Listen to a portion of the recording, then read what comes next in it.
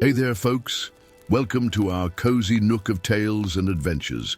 Today, like every episode, we're unlocking the doors of imagination to explore new worlds, meet fascinating characters, and experience unique emotions. I promise to take you on an unforgettable journey through the power of words. So get comfy, grab your favorite drink, snuggle into that perfect spot, and get ready to lose yourself in a new story.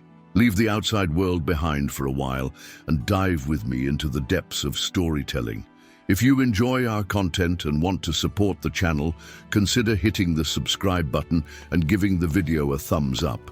Now, without further ado, let's dive into today's story.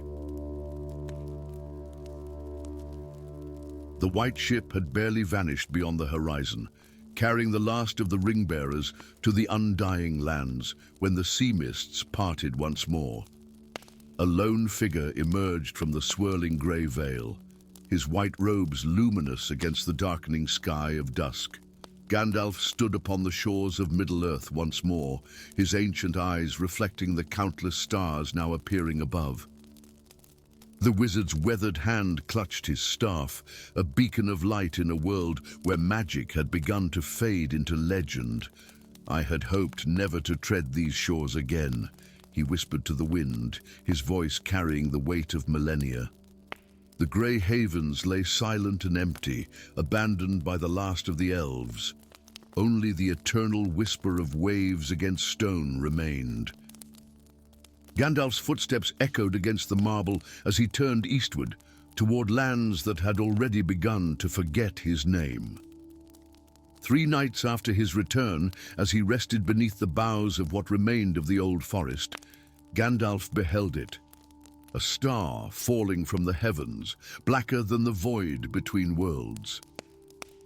It streaked across the night sky, leaving a trail of corruption in its wake before crashing into the distant Blue Mountains with such force that the earth trembled beneath the wizard's feet. Where it struck, darkness bloomed like ink in water. "So it begins," Gandalf murmured, rising to his feet. "The fragment has awakened." Before his departure to Valinor, Galadriel had summoned him to the shores of Lothlorien. There, in that fading realm, her mirror had shown them both a vision of horror, a sliver of Morgoth's essence, the first Dark Lord, hidden in the foundations of Arda since the Elder Days. While Sauron had been but a servant, Morgoth was the original evil from which all darkness flowed. And now, with the power of the Elven Rings diminished and the attention of the Valar elsewhere, this fragment sought to take form once more. Dawn found Gandalf already many leagues from the havens, his pace urgent yet measured. He knew well that his power had diminished since completing his original mission. No longer was he Gandalf the White in full glory. He had returned as something between worlds, Olorin the Pilgrim, walking the knife's edge between his Maya nature and mortal form. The lands had changed in ways both subtle and profound. Men now dominated where once diverse races had shared dominion. Villages had grown into towns, forests had receded, and the memory of elves faded into children's tales. Yet some things remained, some bonds transcended time itself. In the rebuilt halls of Erebor, Gandalf found Gimli, son of Glóin, his beard now white as snow, his eyes still sharp as flint. The old dwarf had been preparing for his long-promised journey to the undying lands with Legolas when he felt the tremor from the fallen star. "I thought you had sailed west with the others," Gimli said, leaning on his axe. "And I thought you would be gone as well, my friend," replied Gandalf, with a faint smile that did not reach his eyes. "Something fell from the sky 3 nights past," Gimli growled. "The mountain stone itself shudders with dread. The younger dwarves think it merely a meteor, but I am old enough to remember the feel of ancient evil." "Your instincts serve you well," Gandalf said gravely. "I have returned because the final battle was not fought at the Black Gate after all." Together, they journeyed to the woodland realm where they found Legolas, one of the last elves to remain in Middle-earth. The prince of the now dwindling Mirkwood stood tall and fair as ever, though a new solemnity lined his ageless face. "I heard the trees crying out in pain," Legolas said by way of greeting. "They speak of shadow spreading from the mountains, poisoning root and branch. The forest remembers Morgoth's touch from the First Age." Their next companion waited in the depths of Fangorn Forest, Treebeard, last of the Ents. The ancient tree shepherd's movements had grown even slower, his bark more gnarled, but his eyes still flashed with the wisdom of countless seasons. "From whom young Gandalf returns when the world grows dark once more," rumbled Treebeard. "The very soil whispers warnings that something stirs which should remain dormant. Something from before even my long memory." The final member of their fellowship they found in an unexpected place, a small village on the borders of what had once been Arnor. There lived a young woman named Estelle, with eyes grey as storm clouds and bearing the unmistakable nobility of the Dunedain. In her veins flowed the diluted blood of kings, a distant daughter of Aragorn's line. "I have dreamed of you," she told Gandalf when he appeared at her door. "A white rider returning from across the sea, calling me to a mountain where darkness gathers. And some echoes of foresight remain in the bloodline of Númenor," Gandalf observed, studying her closely. "What else have you seen?" "A choice," she said simply. "Your choice." With their company assembled, they journeyed toward the Blue Mountains, where the corruption spread visibly with each passing day. Villages near the impact site stood abandoned, their inhabitants fled or transformed into mindless servants of the growing darkness. Wildlife mutated into twisted mockeries of their natural forms. The very air grew thick with malice as they ascended the slopes toward what was now called the Mountain of the Black Star. Around evening fires, Gandalf revealed fragments of the truth to his companions. How the Valar had sent 5 Istari, wizards, to Middle-earth not only to counter Sauron, but as a precaution against this very threat. How he alone among them had remained true to this purpose. "I was not chosen merely for wisdom or power," he told them one night, his face illuminated by dancing flames. "I was chosen because I feared power and its corruption."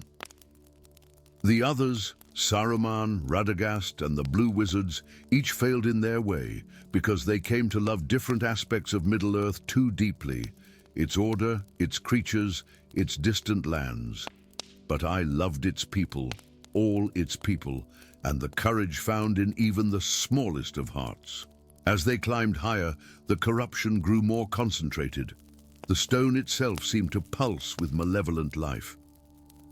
Dark creatures, neither orc nor troll but something more primordial, lurked among the crags. The Fellowship fought their way through these servants of the awakening darkness, their old alliance rekindled in battle. Finally, they reached the crater where the Black Star had fallen. At its center pulsed a void deeper than night, a tear in the fabric of the world where Morgoth's essence gathered strength. Tendrils of anti-light reached upward toward the sky, as if seeking to pull down the very stars. What we face is not yet Morgoth himself, but the seed from which he would grow anew, Gandalf explained, his voice carrying over the howling winds that circled the crater. A fragment of his spirit, hidden since the War of Wrath, waiting for the powers that opposed him to turn their gaze elsewhere. "How do we fight such an enemy?" asked Estelle, her sword gleaming with an inner light, a family heirloom descended from Andúril itself. "With memory and sacrifice," answered Gandalf. As the essence of Morgoth sensed their presence, it lashed out with waves of despair and terror. Each member of the Fellowship faced visions of their deepest fears, their greatest failures, Only their bond, forged in the shared memory of a world worth saving, allowed them to approach the heart of darkness. There, at the precipice, Gandalf finally revealed his true nature in full, casting aside his human guise. Olorin stood revealed in his Maiar splendor, a being of pure spiritual light that had walked the halls of Iluvatar before the world was made. His companions shielded their eyes from his radiance as he approached the void alone. This was always my purpose. His voice resonated not through air, but directly into their minds, not merely to help defeat Sauron, but to ensure that his master remained banished from Arda forever. The confrontation that followed transcended physical battle. Gandalf and the fragment of Morgoth engaged in a struggle of will and essence, light against anti-light, creation against uncreation.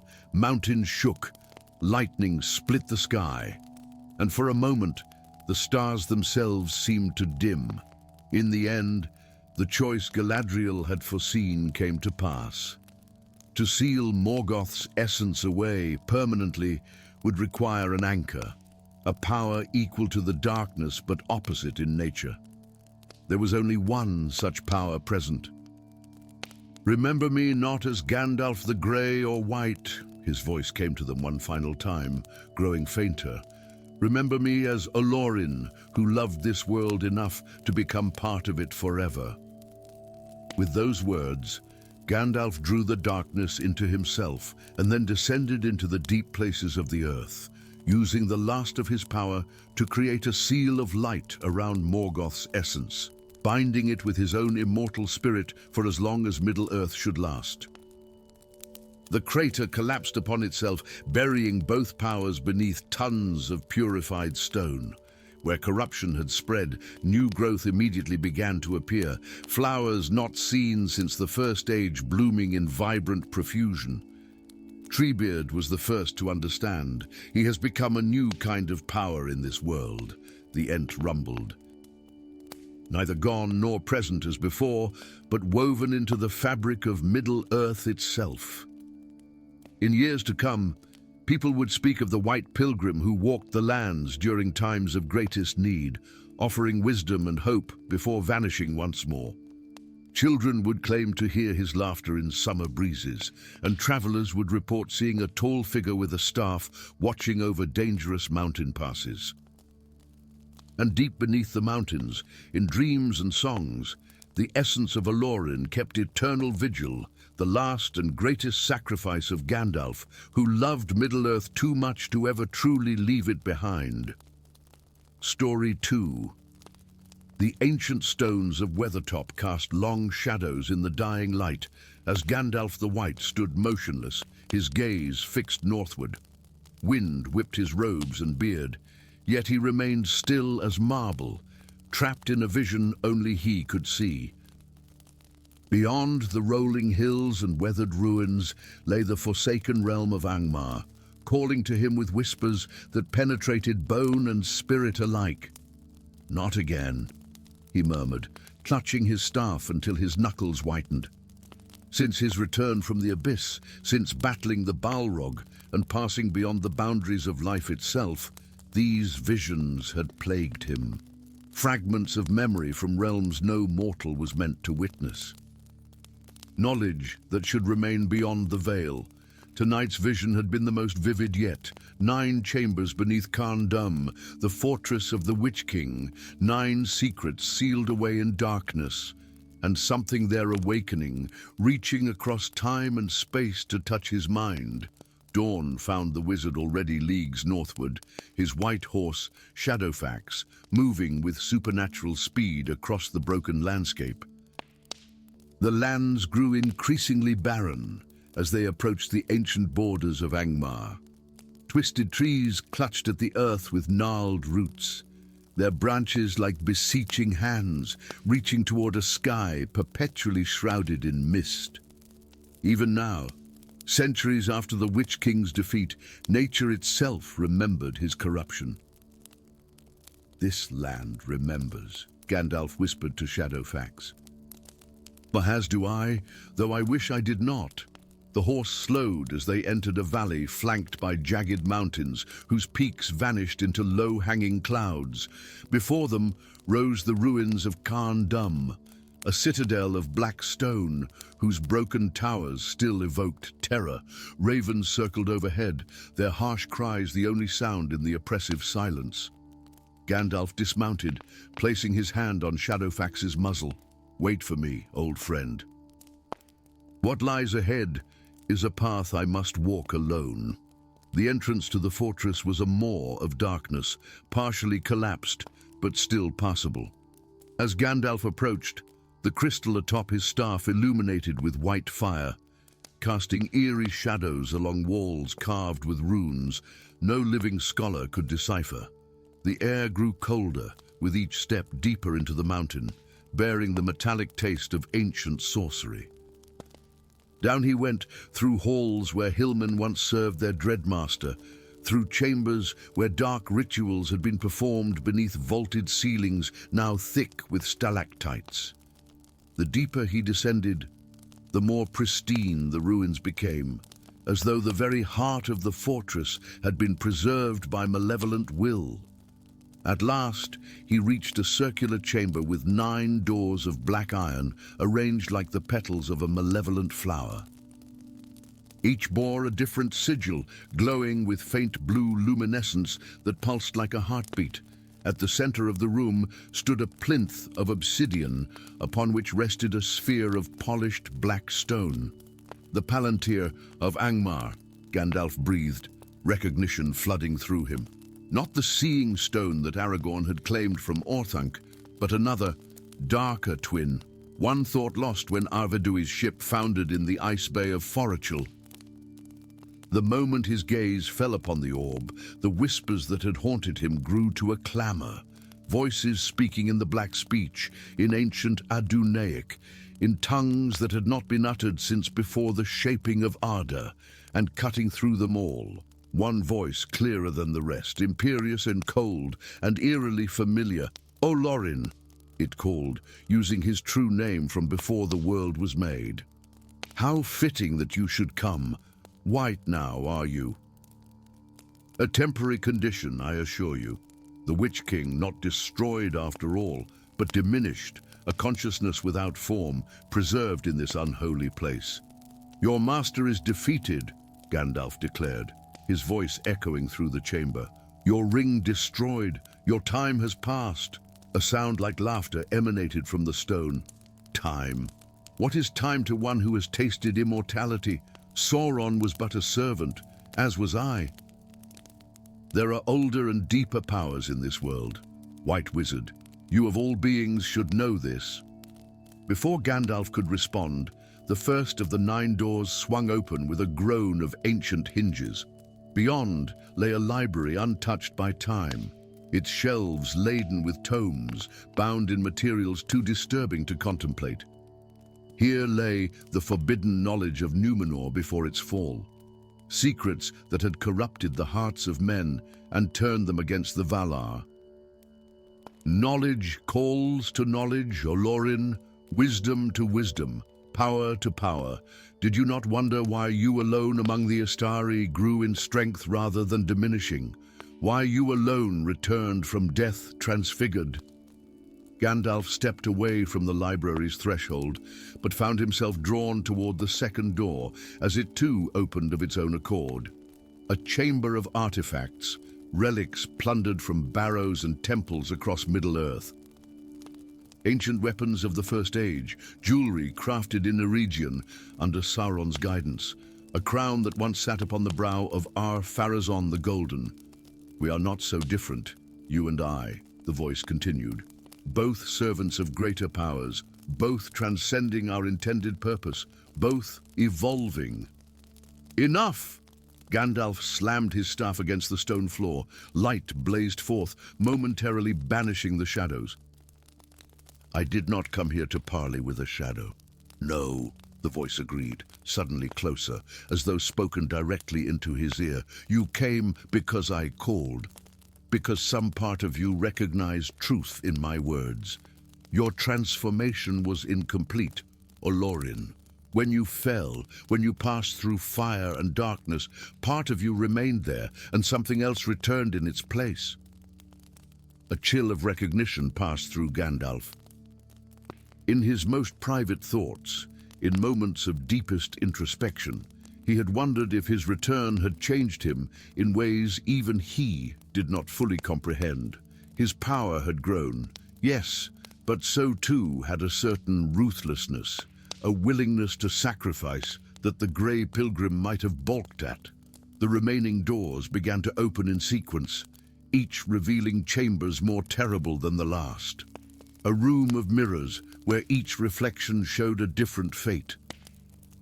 A garden of crystallized screams, a well that descended to depths beyond measuring, from which emanated the sound of vast, leathery wings. As the final door swung open, Gandalf steeled himself, but instead of horror, he beheld a solitary figure kneeling in prayer, a man in tarnished armor, his face weathered by time, yet bearing the unmistakable nobility of Westernessa. "Who addresses the Guardian of the Seals?" the man asked without looking up. "I am Gandalf the White," he answered, stepping cautiously into the chamber. "Another name for Olorin," said the man, rising. "As Arendil is another name for the last of my line. We have waited long for your coming." "Your line? Then you are—" "A descendant of those who remained faithful," the man said. "When Arna fell and Angmar rose, not all fled south. Some were charged with a sacred duty to guard what must never be found." The man approached, his movements carrying the fluid grace of one trained in the ancient fighting arts of Númenor. "I am Arendil, last of the Seal Wardens, and you, Mithrandir, have walked into a trap centuries in the making." The chamber shuddered. Dust fell from the ceiling as the voice of the Witch King grew louder, more triumphant. "And the 7 seals of Aernur are breaking. Olorin, the king who vanished within my walls, did you never wonder what became of him? His blood, his crown, his very soul, all used to craft a vessel worthy of power. And now, at last, a consciousness worthy of that vessel has arrived." Gandalf felt it then, tendrils of malevolent will probing his defenses, seeking entry into his mind. The Witch King's consciousness, attempting to possess him just as it had once possessed the last king of Gondor. "The transformation to white has made you vulnerable," Arendil explained urgently. "Where once you were grey, balanced between light and shadow, now you are a being of pure spiritual power, perfect for his purposes." Gandalf staggered, leaning heavily on his staff as he fought the invasion. "But the seals, what are they?" "Bindings," Arendil replied, drawing a blade that gleamed with inner light, created by the last alliance of men and elves to contain what remained of the Witch King's power after his physical form was destroyed. Aernur discovered them and became ensnared. The ground beneath them trembled more violently. Cracks appeared in the ancient stonework as energies long contained began to break free. "I cannot stop him alone," Gandalf admitted, his voice strained. "His will is merging with mine, using my own doubts against me." Arendil's eyes shone with the light of ancient wisdom. "Then do not fight alone, nor fight at all." He pressed his shining blade into Gandalf's free hand. "This is Narsil's sister blade, forged by Telchar of Nogrod. It remembers the light of the 2 trees. With it, reforge the seals not by rejecting darkness, but by accepting it as part of the whole." Understanding dawned on Gandalf's face. "Balance. Yes," Arendil nodded. "Grey." With tremendous effort, Gandalf plunged the ancient blade into the stone floor. Light and shadow spiraled around it, forming intricate patterns that spread throughout the chamber, throughout the fortress itself. The wizard closed his eyes, accepting rather than fighting the Witch King's influence, allowing it to enter, but not dominate. "I am neither white nor black," he intoned, his voice resonating with power. I am neither purely spirit nor purely flesh. I am Olorin, who walked in darkness. I am Gandalf, who returned through fire. I accept the shadow within the light. A scream of frustration echoed as the Witch King's consciousness found itself not conquering but contained, bound now within Gandalf himself, a darkness acknowledged rather than denied. The trembling subsided, the oppressive presence receded. Gandalf opened his eyes to find Erendil watching him with newfound respect. "The seals are remade," the Guardian said. "And you, Mithrandir, have found your final form." Gandalf looked down at his robes, no longer purely white, but shimmering with subtle gradations between light and shadow. He felt different, whole in a way he had not since his return. "Not white," he said softly, "nor grey again either." "No," agreed Erendil. "Something new, something complete." Together they ascended from the depths of Carn Dûm, leaving behind empty chambers and sealed doors. The knowledge Gandalf carried now, both of ancient evils and of his own nature, would reshape his path in the world. The Witch King's power, rather than destroyed, had been integrated, a darkness acknowledged and thus mastered. As they emerged into daylight, Shadowfax approached, regarding his master with intelligent eyes that missed nothing of the change. "Well, old friend," Gandalf said, mounting with fluid grace, "it seems our journey continues. There's much still to do in this world of shadow and light." And as they rode south, those with eyes to see might have noticed that the wizard's robes now shimmered with all the colors of twilight, neither day nor night, but the perfect balance between. Story 3. The crimson light pulsed beneath the sleeve of Gandalf's robe, casting eerie shadows across the ancient stone walls of Minas Tirith's highest tower.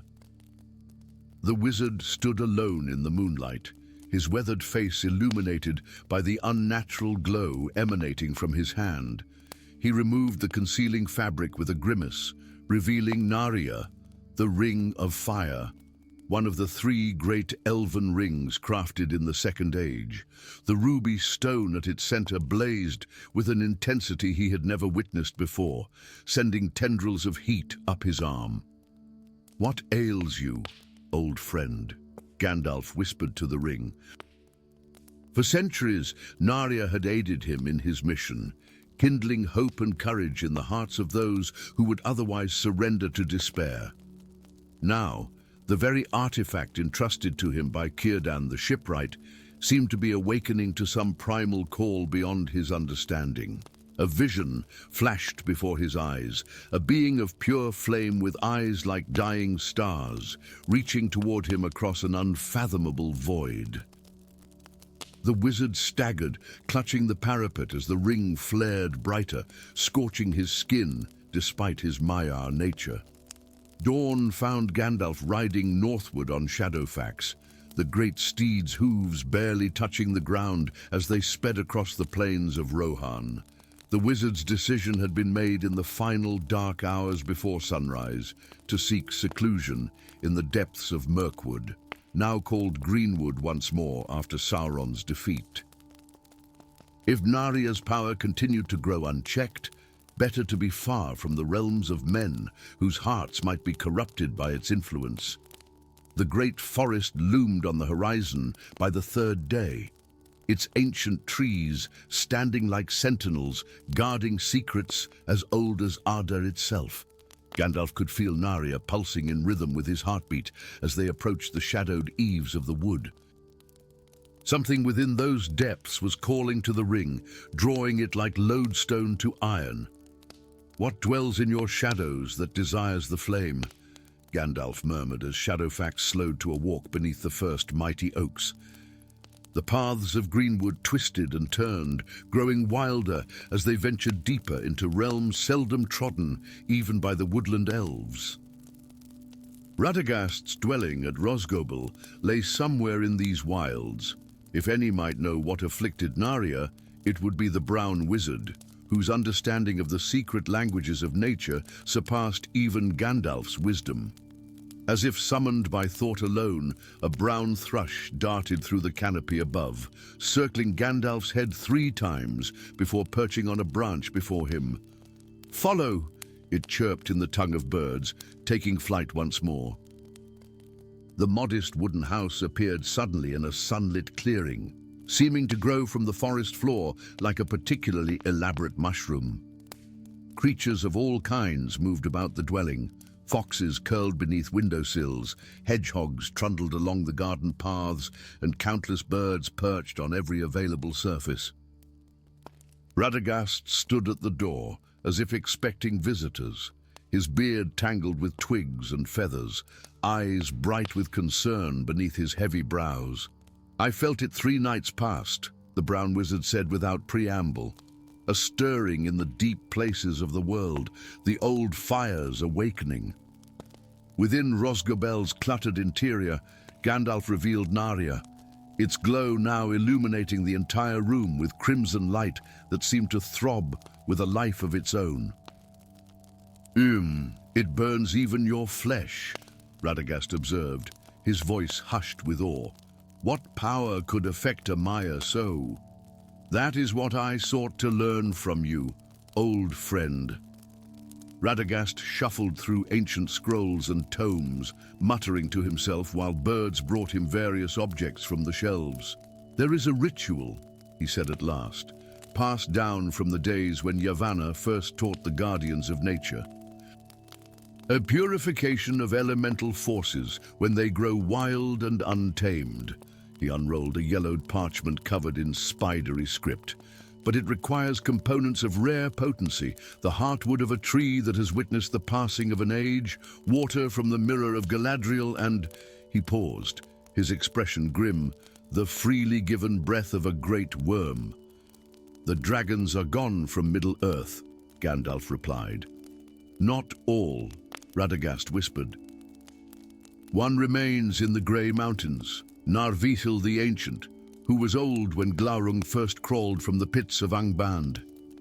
That night, as Gandalf rested beneath the eaves of Greenwood, Narya's fire grew so intense that the grass around him withered and smoked. The vision returned, stronger now, of the flame being reaching for him, its voice a crackling roar that formed words in a language older than the fashioning of Middle-earth. "Return what was borrowed, Olorin. The fire seeks its kindred." Morning brought unexpected visitors to Rosgobel, King Thranduil of the Woodland Realm, accompanied by a delegation of his guard, and more surprisingly, Dain Ironfoot, Lord of the Iron Hills. The 2 rulers, traditionally cool toward one another, seemed united by common purpose. "The forest burns without flame," Thranduil declared, his ageless face tight with concern. "Yea, my trees cry out in pain, though no fire touches them.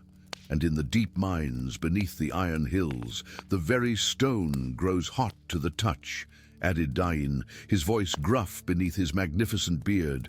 "Dreams of fire plague my people, of a power awakening in the earth's bones." Gandalf revealed his hand, where Narya now seemed fused to his flesh, its light pulsating through the very veins of his arm.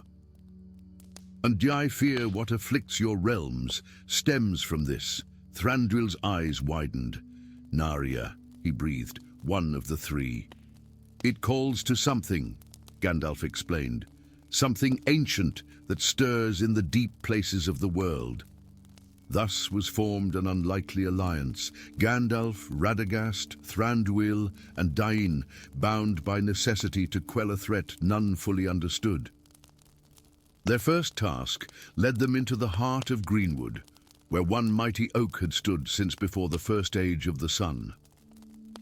With solemn reverence, Thranduil's elves harvested a small portion of its heartwood, singing songs of gratitude and renewal as they worked.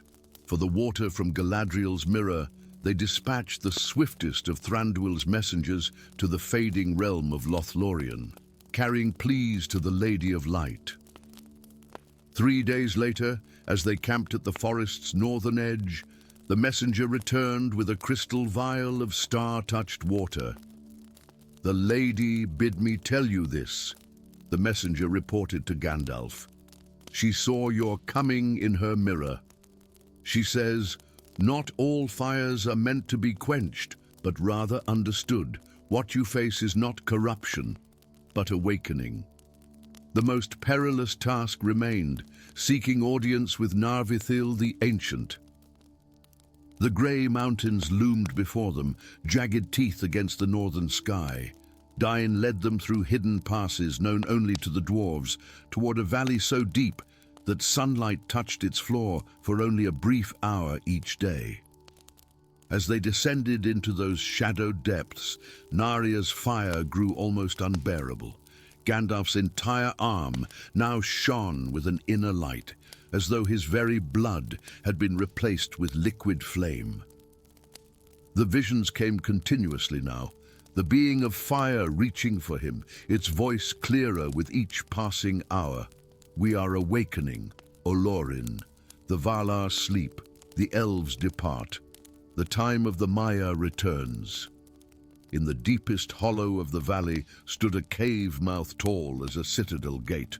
No bird sang here, no plant grew in the ashen soil. The company approached with caution, Thranduil and Dain setting aside ancient enmities as they flanked Gandalf protectively. "Narvithil!" Gandalf called, his voice echoing across the barren landscape. "We seek counsel with the last worm of the north." The ground trembled. Ancient rocks shifted as something massive stirred within the mountain's heart. Then darkness filled the cave mouth, not shadow, but the vast, scaled form of Narvithil the Ancient.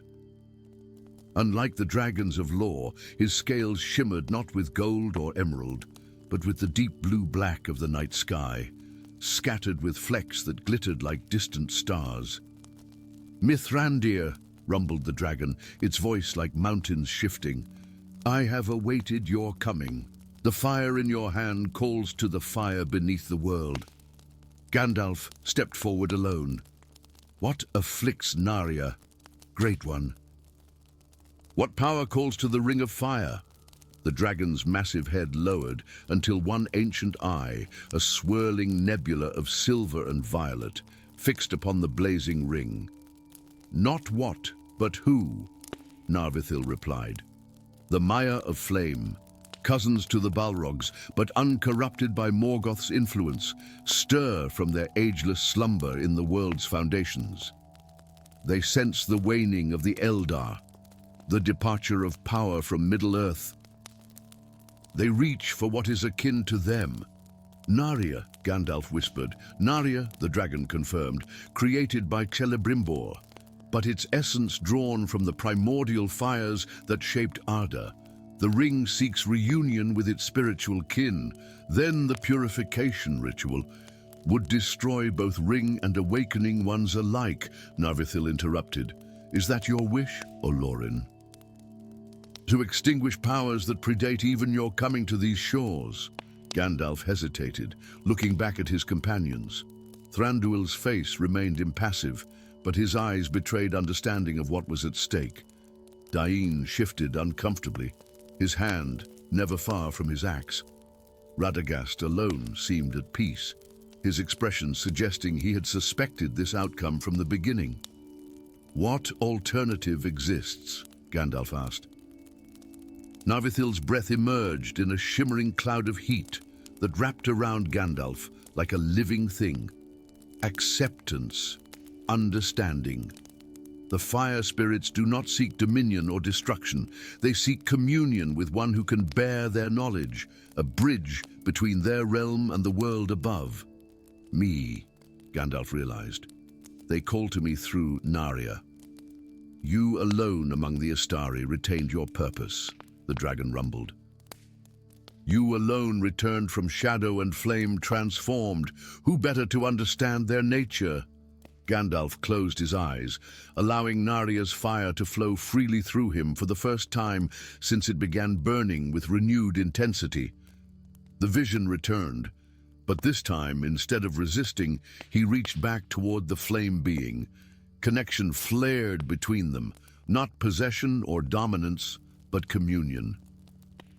Knowledge flooded through him, of the music that shaped the world, of fires that burned at creation's dawn, of powers sleeping until they were needed once more. When Gandalf opened his eyes, Narya glowed with steady, controlled radiance. The pain had vanished, replaced by understanding. "They are awakening because they must," he told his companions. "A new age approaches, the dominion of men. Old powers fade, but others must rise to maintain the balance of the world." "Are they dangerous?" Dain demanded. "All power holds danger," Gandalf replied, "but they are not malevolent. Through Narya, I shall guide their awakening, ensure it serves to kindle hope rather than destruction." Thranduil studied him with ancient eyes. "You are changed, Mithrandir." "As the world changes," the wizard agreed, "some flames destroy, others illuminate. Others still forge what is broken into something new." As they departed the valley, Gandalf felt Narya's warmth spreading through him, not as pain, but as strength renewed. The fire spirits of the deep earth had found their ambassador, their bridge to a changing world. And he, in turn, had found a new purpose in the twilight of the Third Age. "The ring-bearers may depart over the sea," he murmured to himself, watching the ruby light dance across his fingers. "But some fires must remain to light the way through darker days ahead." Story 4. The white tower of Orthanc pierced the evening sky like a spear of obsidian, its 4 pinnacles reaching toward the stars as if to draw down their ancient light. Gandalf the Grey approached on weary feet, his weathered hat pulled low against the chill autumn wind that swept across the valley of Isengard. Around the tower stretched gardens, once lush and vibrant, now ordered with mathematical precision. Beauty sacrificed for symmetry, wildness tamed into submission. He had not stepped foot in Saruman's domain for nearly 70 years, yet the summons had come with such urgency that it could not be ignored. A white raven, a bird unseen in the western lands for an age, had delivered the message written in silver ink upon parchment that seemed to glow from within. "The 5 must gather. The balance falters. Come with haste." Now, as Gandalf ascended the 127 obsidian steps to Orthanc's entrance, an uneasiness settled in his bones that had nothing to do with his centuries of age. The doors swung open before his knuckles could meet the polished surface, revealing the White Wizard himself, resplendent in robes that seemed to capture and amplify the fading daylight. "Gandalf the Grey," Saruman's voice resonated with power and authority, "last to arrive, as has become your custom." The great circular chamber at Orthanc's heart lay bathed in an unnatural twilight. There sat Radagast the Brown, fingers nervously entwined in his beard, eyes darting about like a cornered animal. Beside him stood a figure Gandalf had not seen in over 3 centuries, Pallando the Blue, one of the 2 Istari who had journeyed into the far eastern realms of Middle-earth soon after their arrival from the Undying Lands. "Where is LOTR?" Gandalf asked, searching the shadows. Saruman's face remained impassive as he moved to the center of the room, where a pedestal held a sphere of perfect crystal. "That is why I have summoned the Council of the Istari for the first time since our arrival upon these shores.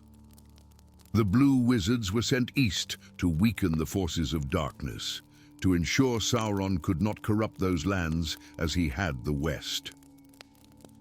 With a gesture, the crystal sphere filled with swirling mists that coalesced into images of vast steppes, towering mountains, and sprawling cities of architectural styles unknown to the Western kingdoms. For centuries, they fulfilled their task admirably, Saruman continued, his voice lowering. But the East holds powers older than Sauron, older perhaps than Morgoth himself, ancient gods sleeping beneath desert sands, immortal emperors in palaces of jade, and wisdom from the very stars. Palando stepped forward, and Gandalf was struck by the change in his once jovial companion.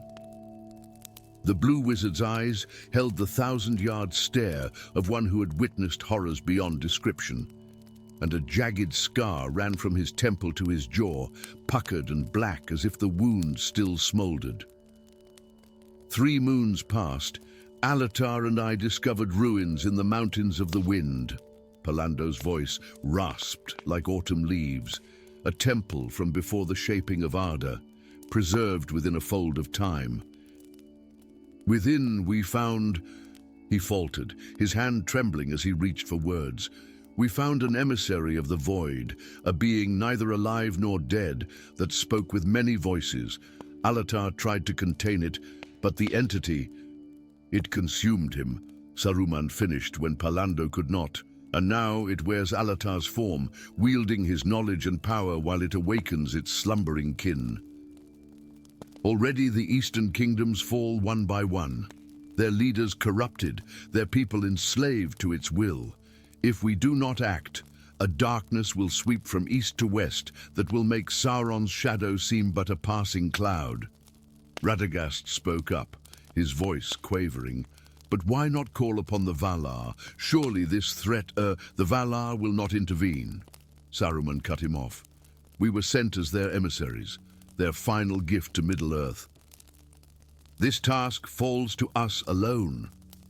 Gandalf studied the images in the crystal sphere, his mind racing through centuries of lore. What would you have us do? You, Gandalf, must journey east, Saruman declared. Your wisdom in the ways of darkness, your experience confronting shadows others fear to name, these make you our best hope. Find what remains of LOTR, discover the nature of this ancient evil, and end it before it can spread further. And you? Gandalf asked, his bushy eyebrows drawing together. I will coordinate our defenses in the west. Should you fail, Saruman replied smoothly. Radagast will commune with the birds and beasts, gathering intelligence across the breadth of Rhûn and Khand. As the council dispersed, Gandalf found himself alone on Orthank's eastern balcony, gazing toward the distant mountains that marked the edge of all maps known to the western realms. A soft rustle of feathers announced a new arrival. Gwaihir the Windlord, mightiest of the great eagles, descended from the night sky to perch on the balustrade. Old friend, Gandalf greeted the majestic bird. I find myself in need of swift wings once more. So I was told, rumbled Gwaihir, though not by the white wizard, whose words have grown twisted as the roots of a poisoned tree. Before Gandalf could question this cryptic statement, another figure emerged from the shadows, tall and lithe, with features that spoke of elven heritage, yet unlike any elf Gandalf had encountered in all his wanderings. His skin held the faint luminescence of starlight, but his eyes were as black as the spaces between the stars. I am Elenian, the stranger said, his accent unfamiliar, sent by those who watch from the eastern forests beyond the reach of your maps and memories. And why would such mysterious watchers concern themselves with the affairs of wizards? Gandalf asked, his hand instinctively tightening around his staff. Udi, because what stirs in the east threatens all who walk beneath the sky, Elenian replied, and because the white wizard does not tell you all he knows, nor all he intends. The journey began at dawn, Gandalf borne aloft in Gwaihir's mighty talons, while Elenian matched their pace with uncanny speed from the ground below. They crossed the Anduin, soared above the Sea of Rhûn, and ventured beyond into lands Gandalf had never trodden in all his long years.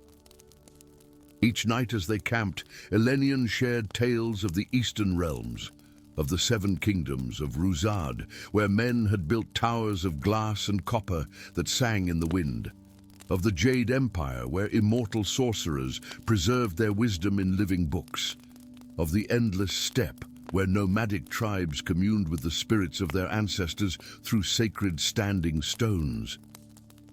And these lands were not abandoned by the Valar. Elenian explained one evening as they sat beneath unfamiliar constellations.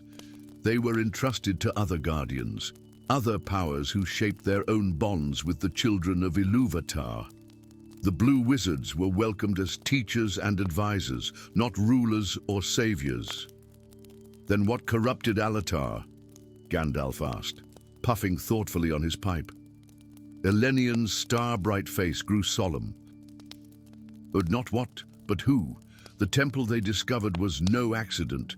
They were led there.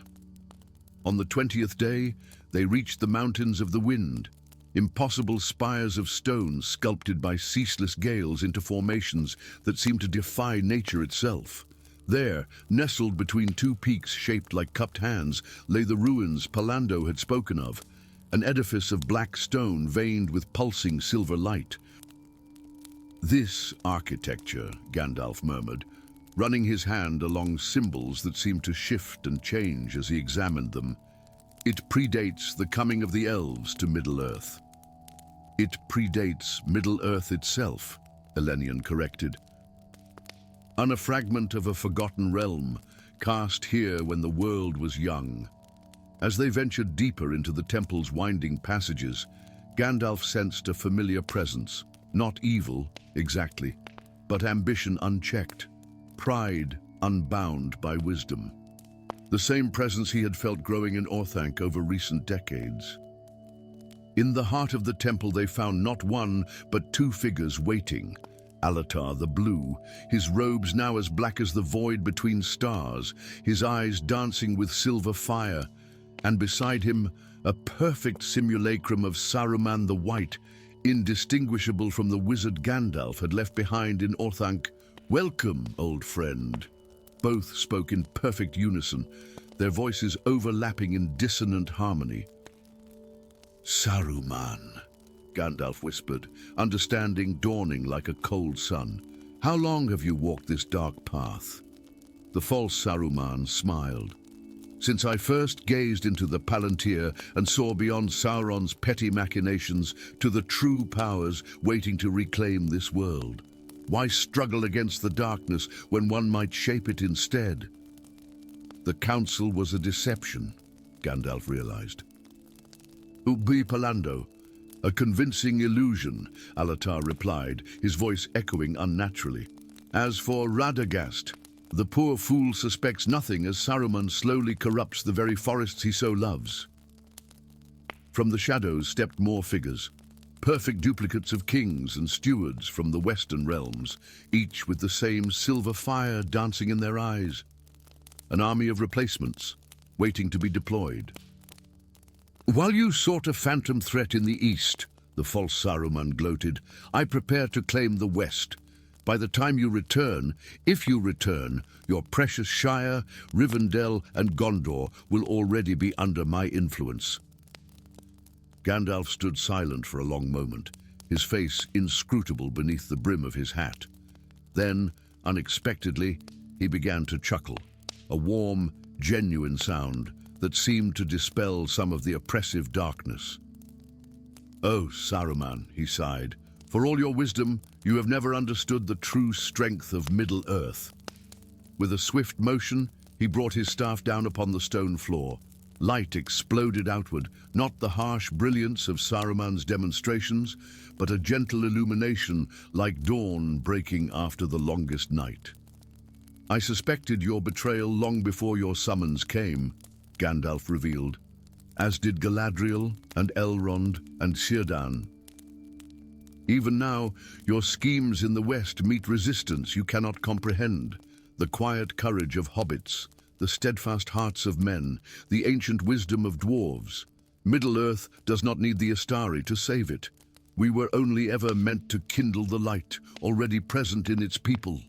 The false Saruman's face contorted with rage as Elenian stepped forward, drawing a blade of crystalline starlight. Gwaihir's cry echoed through the temple as the great eagle descended through a shaft in the ceiling. "Your deception ends here," Gandalf declared, his power unfurling like storm clouds. "Yet, and when I return west, The true battle for Middle-earth's soul will begin, not with armies or sorcery, but with truth against lies, courage against fear, fellowship against dominion. As magical energies collided and the ancient temple trembled, Gandalf faced his corrupted brethren with the quiet certainty that had defined his centuries of service to the free peoples of Middle-earth. The path home would be long, the coming conflict bitter, but in that moment of clarity, he understood that this had always been his true purpose, not to wield power, but to inspire it in others. The Council of the Astari had failed, but in that failure, Gandalf found his greatest strength. Story 5. The seven-tiered city of Minas Tirith gleamed like a pearl in the morning light, its white stone walls rising in defiance against the eastern shadows. Yet something was amiss, a curious mist, not the wholesome fog that sometimes rolled from the Anduin at dawn, but a writhing vapor with purpose, crept between the ancient stones of the lowest circle, seeping upward like ghostly tendrils seeking purchase on the city's heart. Atop the seventh level, where the white tree stood sentinel before the citadel, Gandalf the Grey watched with deepening concern. His gnarled hands tightened around the wooden staff that had been his constant companion for more centuries than any mortal could comprehend. The crystalline stone at its crown, once radiant with the captured light of Anna itself, now flickered uncertainly, like a candle in a draught. "It weakens," he murmured to himself, feeling the ancient power receding beneath his touch. As does the city's resolve. The last guard of the citadel approached, his face haggard though the day had scarcely begun. Unlike his fellows who now wandered the lower circles with vacant expressions and sluggish movements, Captain Beregond retained his wits, though shadows of exhaustion lined his eyes. "The mist claims more minds each hour, Lord Mithrandir," Beregond reported, his voice low. "Those touched speak of whispers promising rest, eternal dreams, the end of struggle. Even the steward now sits motionless upon his chair, gazing eastward as if awaiting instruction." Gandalf nodded grimly. "I have seen such affliction before, though not for an age of this world." He raised his staff, summoning what power remained to cast illumination across the misty tendrils. The vapor recoiled momentarily, revealing symbols etched into the stones beneath, ancient runes, whose forms shifted and flowed as if alive.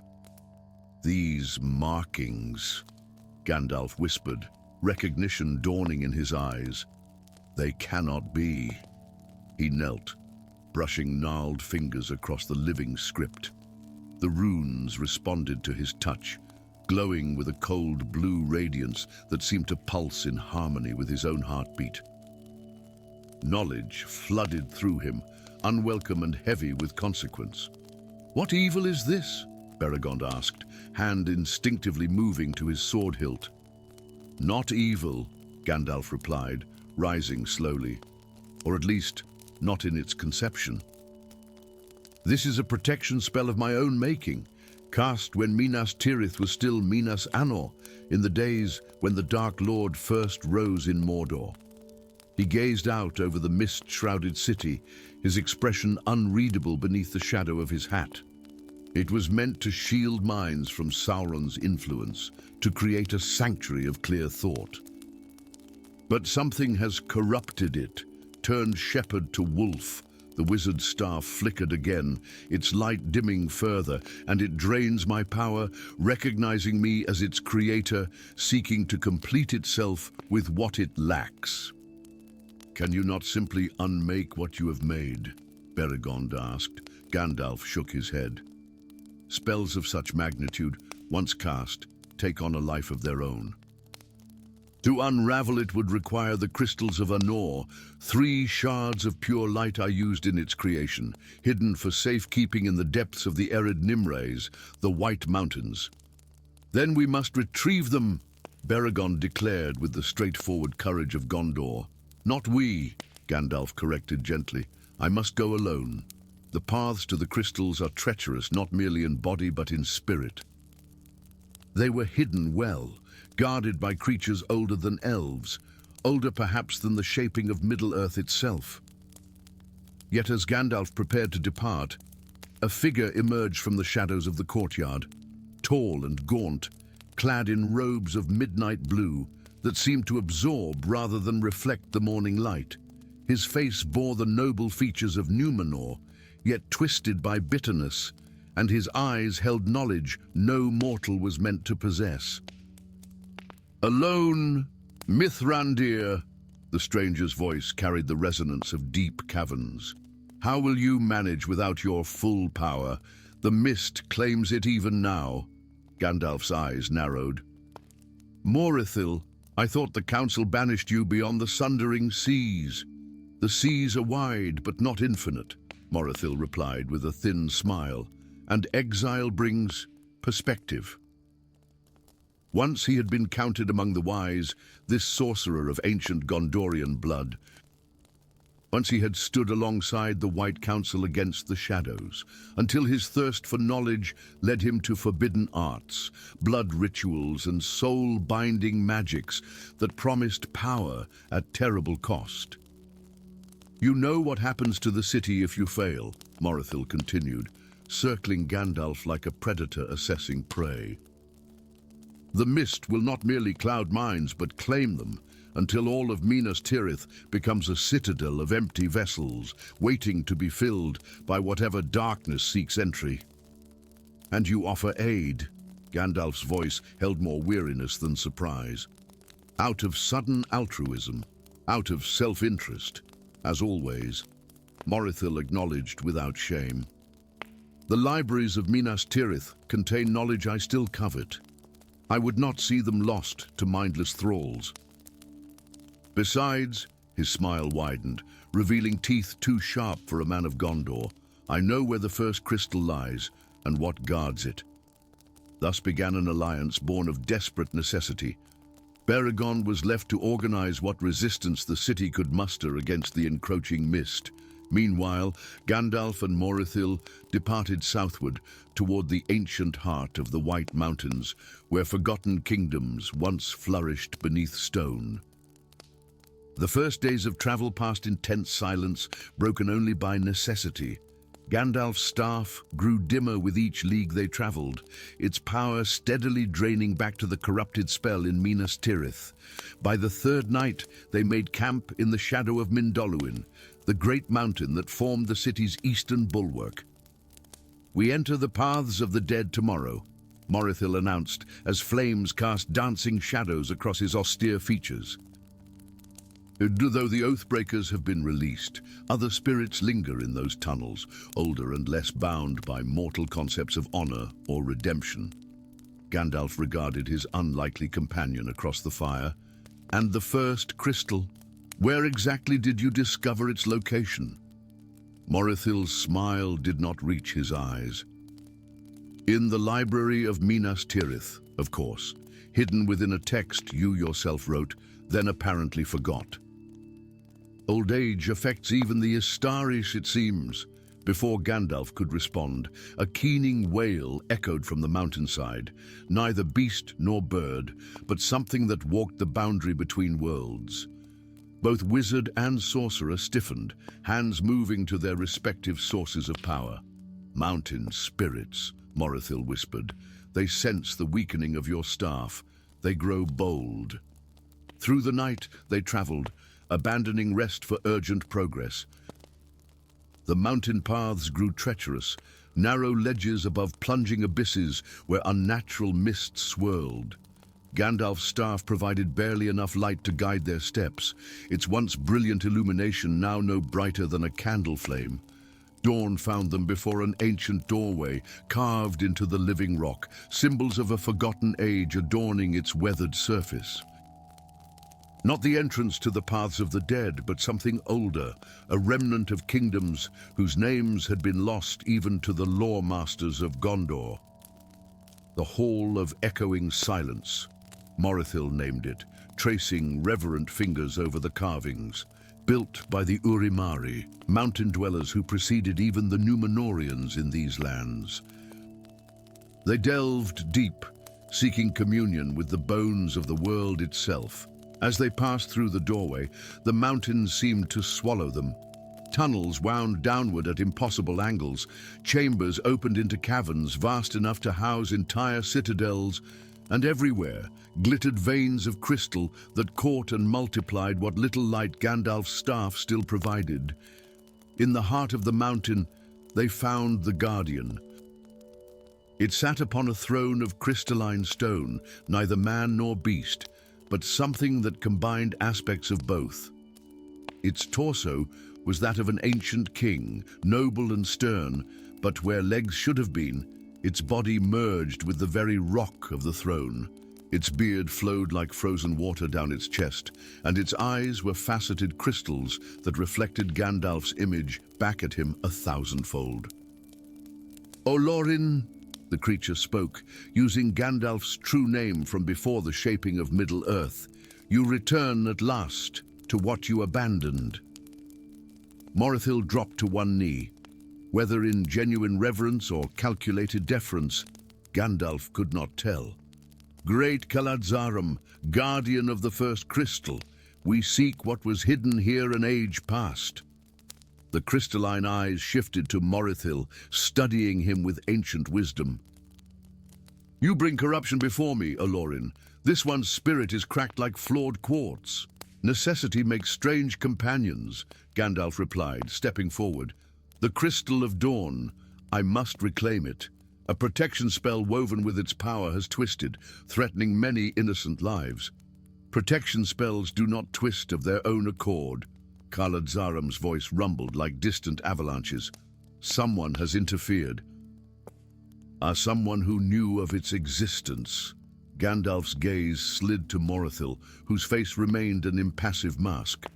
"The crystal," Gandalf insisted. "Where is it?" The Guardian's hand passed over his crystalline beard, and from within its depths he withdrew a shard of pure light, no larger than a child's palm, yet burning with the radiance of a captive star. "Here. As it has always been, since you entrusted it to my care." As Gandalf reached for it, Morithil moved with serpent-like speed, his hand closing around the crystal before the wizard could claim it. "At last!" the sorcerer exulted, his voice echoing through the cavern. "The first key to unraveling your greatest work, Mithrandir." "You..." Gandalf's bushy eyebrows drew together as understanding dawned. "You corrupted the protection spell." "Modified is a more accurate term," Morithil corrected, backing away. "Your spell was brilliant but limited, designed merely to shield minds. I saw greater potential. With slight alteration, it could instead make minds receptive, malleable, perfect vessels for a new order under a new power." "You would enslave a city." Gandalf's voice held equal parts disbelief and disgust. "I would elevate it," Morithil countered. "Gondor falters under stewards who cling to fading traditions. The bloodline of kings is all but extinguished. A new vision is required. My vision, imposed through minds made receptive by your own magic." Before either could move further, Caladzaram's laughter filled the chamber, not mocking but knowing, the mirth of one who has witnessed countless schemes across millennia. "But did you think I would not recognize corruption when it entered my domain?" the Guardian rumbled. "What you hold, sorcerer, is not the Crystal of Dawn, but a reflection, a test I have given to every seeker who has stood before me since time immemorial." The false crystal in Morithil's hand suddenly flared with blinding intensity. When the light faded, the sorcerer stood frozen, his expression locked in a rictus of triumph, turned to horror. "Crystal glass," Caladzaram explained, "it reveals truth even as it imprisons the deceiver." He turned to Gandalf, his crystalline eyes softening with something like compassion. "The true crystal awaits, Olorin, but know this, What was corrupted cannot simply be cleansed, it must be unmade and reforged. And that requires more than the crystals alone.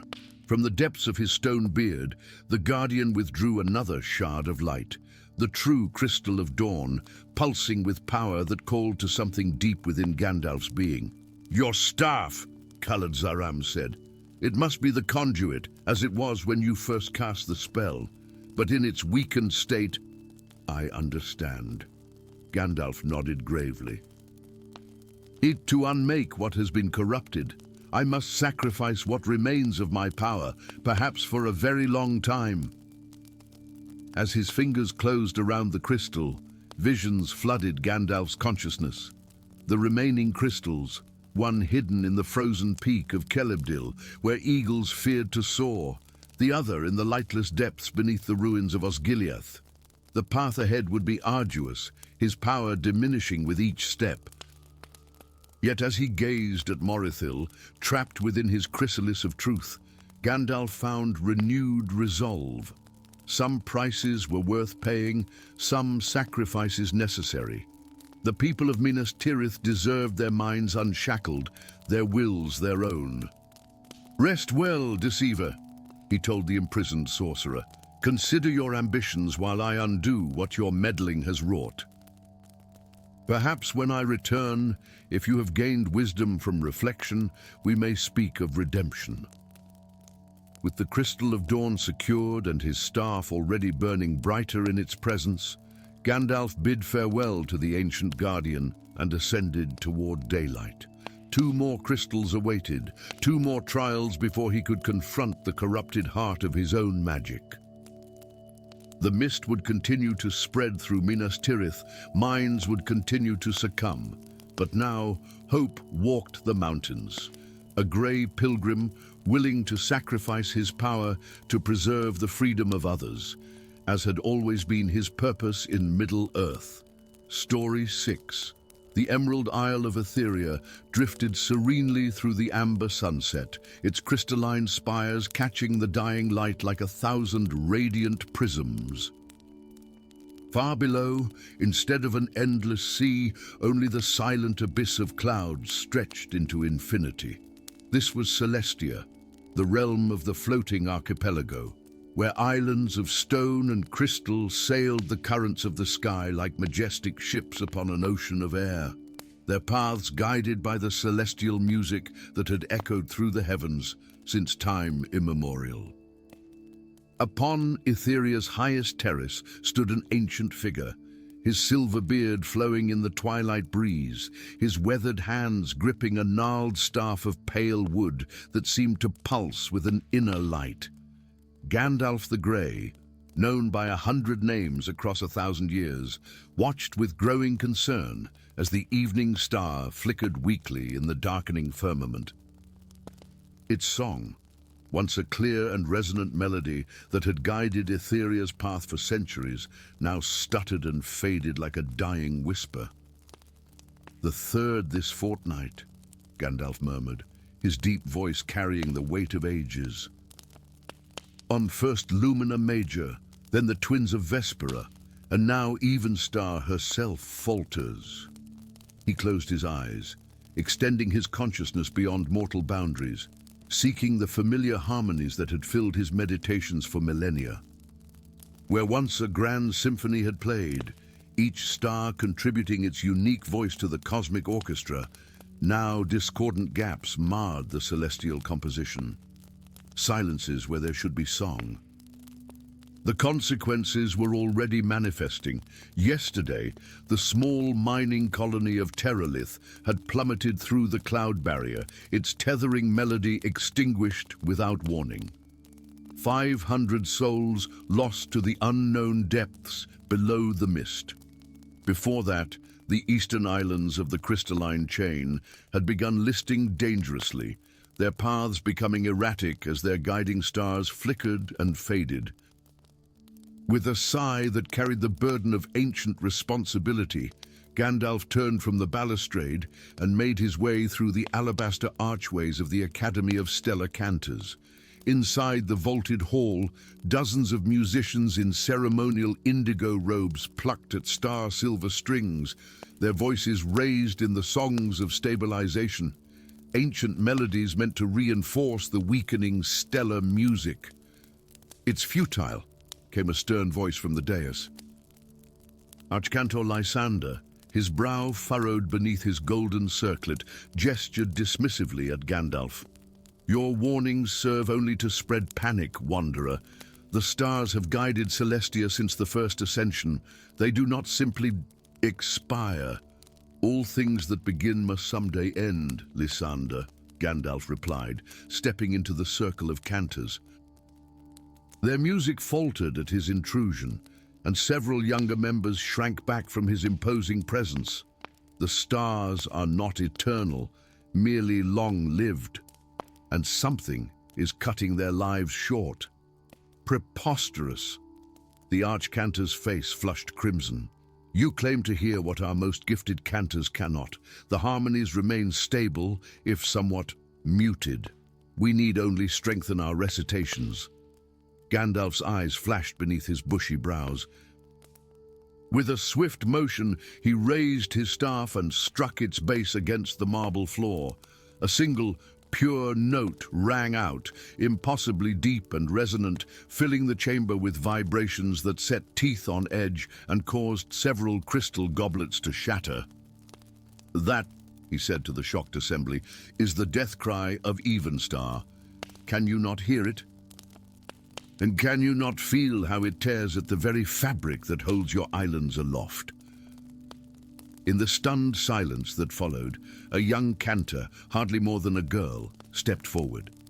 I heard it," she whispered, her face pale. "Not just now, but for days, a dissonance beneath the harmony." "Silence, apprentice Lyra," Lysander barked. "This man is no stellar cantor. He holds no rank in our academy."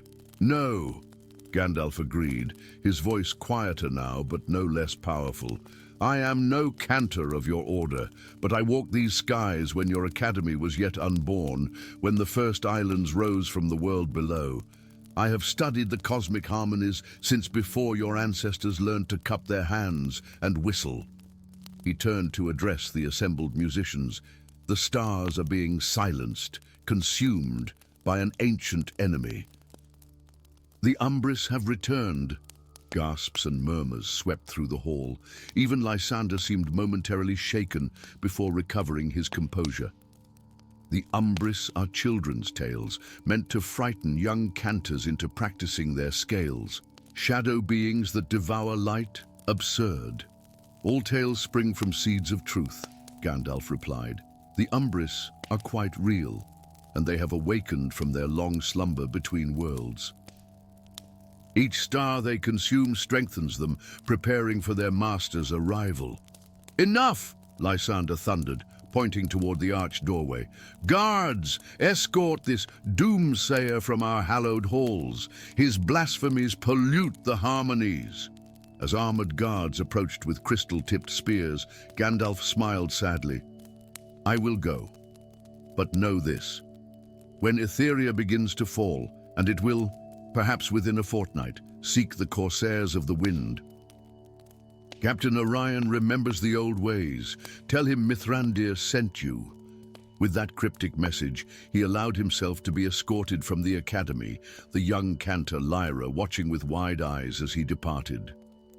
3 days later, Etheria shuddered violently, listing 30 degrees to starboard as its primary anchor star flickered and dimmed. Panic erupted through the floating city as buildings cracked and citizens clung to whatever stable surfaces they could find. At the academy, the cantors sang desperately, their voices hoarse from 3 days of continuous performance, trying to stabilize the failing harmonies. Gandalf, meanwhile, had made his way to the lower docks, where vessels of every description, from sleek skyships to crude emergency rafts, were being loaded with panicked refugees. He moved purposefully toward a particular berth, where a ship unlike any other was moored. The Storm Rider was a marvel of engineering and magic. a sleek vessel with gossamer sails that seemed woven from cloud stuff and moonlight. Its hull was crafted from dark wood, rare timber from the world below, reinforced with bands of orichalcum that thrummed with contained power. Upon its prow, a figurehead carved in the likeness of a diving hawk stretched its wings, its eyes inlaid with sapphires that gleamed with an inner light, and upon its deck stood Captain Orion Stormbringer, his weather-beaten face partially obscured by an intricate mask of silver and ivory that covered his right eye and temple. He watched impassively as Gandalf approached, his single visible eye, blue as the deepest sky, narrowing in recognition. "I wondered when you would find me, old man," Orion called down from the quarterdeck, his voice carrying easily over the chaos of the docks. "Come to say, I told you so. It's been, what, 3 centuries since Northaven fell?" 274 years, Gandalf corrected, striding up the gangplank without invitation. "And I take no pleasure in being right, Orion.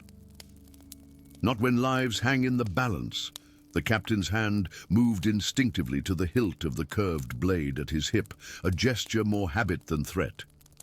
"What do you want, Mithrandir? My ship is spoken for. The Merchant Guild has paid handsomely for safe passage to Meridian." "The Merchant Guild will find other transportation," Gandalf replied, lowering his voice. "We have more pressing concerns. The Umbris have returned, and the stars are falling silent." The change in Orion was immediate and dramatic.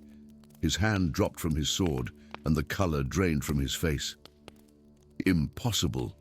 You said they were banished beyond the Void Gate."